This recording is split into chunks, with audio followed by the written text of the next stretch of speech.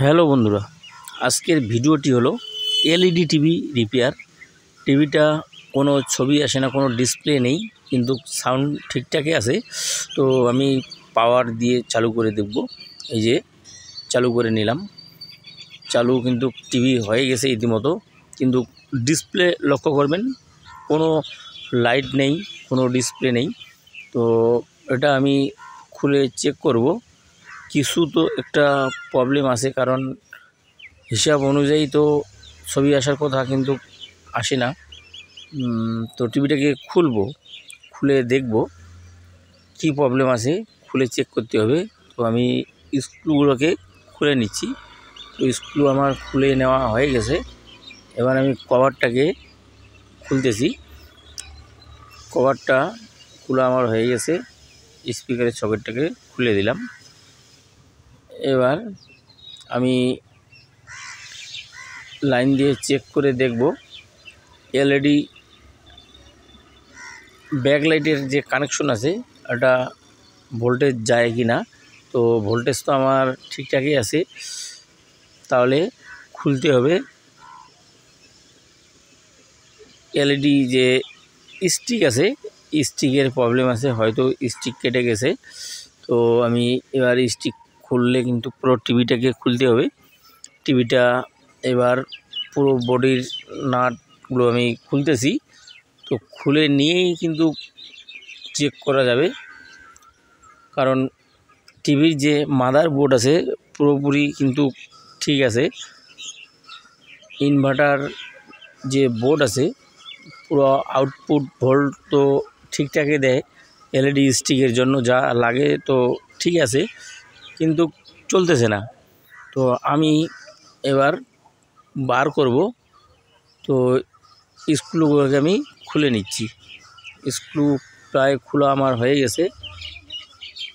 স্ক্রুগুলোকে খোলানো হয়ে গেছে। এবার আমি কভারটাকে উঠাবো।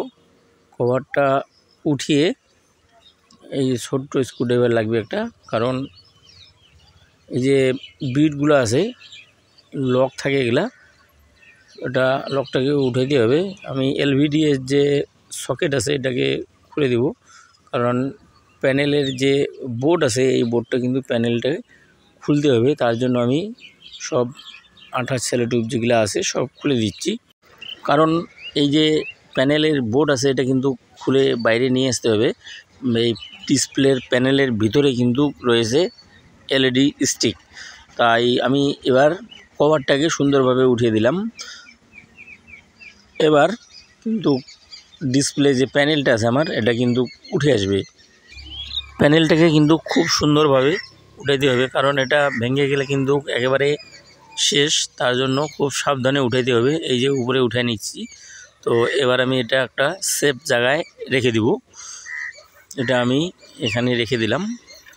এবার আমি এলইডি যে স্টিক আছে এটা আমি বাইর করে নেব। এখানে উপরে আরেকটা কভার লাগানো আছে যেটার উপরে ডিসপ্লেটা বসে থাকে। তো এটাকে আমি উঠিয়ে নিলাম। এবার আমি এই যে উপরে দেখতে পাচ্ছেন পেপারটাকে উঠিয়ে দিলাম। এখানে এই টিভিতে একটাই আছে, কারণ অন্যান্য টিভিতে দুটা তিনটা করে থাকে, আর এই টিভিতে কিন্তু একটাই আছে। এবারে আমি স্টিকের যে স্ক্রুগুলো আছে এগুলো খুলে দিলাম।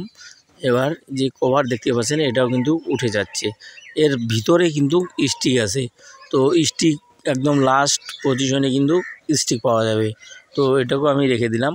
এই যে সেই স্টিক আমি দেখব চেক করে। এই যে স্টিক চেঞ্জ করা হয়ে গেছে। তো নতুন স্টিক কিন্তু আমার চলতেছে।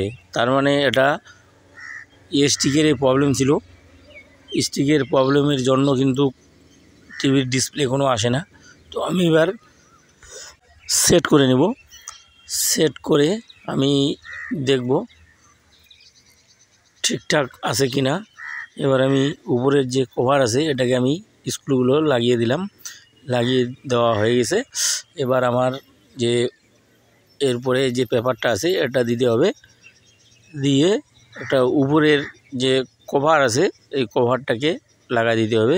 এই কভারের উপরে কিন্তু ডিসপ্লে বসবে, কিন্তু এই কভারটার যে লকগুলো আছে খুব ভালোভাবে লাগাই দিতে হবে। এবার আমি ডিসপ্লেটা বসাবো, কারণ ডিসপ্লেটা বসানোর সময় খুব সুন্দর করে বসাতে হবে, কারণ না বসলে চাপ দিয়ে বসালে কিন্তু ডিসপ্লে ফাটে গেলে তো বুঝতে পারছেন একেবারে ডেড, তার জন্য খুব সাবধানে করতে হবে। এবার আমি একদম লাস্ট যে কভার আছে এটা আমি লাগাই দিলাম, লাগাই দিয়ে একটু চাপ মারবো হালকা। তো এবার কিন্তু আমার লাগানো প্রায় শেষের দিকে, এবার স্ক্রুগুলো লাগালে কিন্তু আমার কাজ শেষের দিকে। তো বন্ধুরা, এখনও যারা আমার চ্যানেলটিকে সাবস্ক্রাইব করেনি অনুগ্রহ করে চ্যানেলটি সাবস্ক্রাইব করবেন, আর আগে থেকে যারা সাবস্ক্রাইব করে রেখেছেন তাদেরকে অসংখ্য অসংখ্য ধন্যবাদ। আর ভিডিওটি ভালো লাগলে অবশ্যই একটা লাইক করবেন, কারণ আপনার একটা লাইকে কিন্তু আমার নেক্সট ভিডিও বানার আগ্রহী বাড়িয়ে দেয়। আর আপনাদের বাড়িতে কোনো সিআরটি টিভি হোক, এলইডি টিভি হোক, ডিশ অ্যান্টেনা প্রবলেম থাকলে কমেন্টে জানাতে পারেন, চেষ্টা করব হেল্প করার। তো আমার টিভির কিন্তু কাজ শেষের দিকে, আমি বডি সব লাগাই স্ক্রু দিয়ে একেবারে কমপ্লিট। এই যে আমার লাগানো হয়ে গেছে, এবার আমি উঠিয়ে আবার একবার চেক করব। এই যে একদম ঝকঝকে এলইডি। এবার ছবি দেখব, এই লক্ষ্য করবেন একেবারে কিন্তু নতুনের মতন ঝকঝকে পিকচার কোয়ালিটি। তো বন্ধুরা, পুরোপুরি ভিডিওটির সাথে থাকার জন্য অসংখ্য অসংখ্য ধন্যবাদ।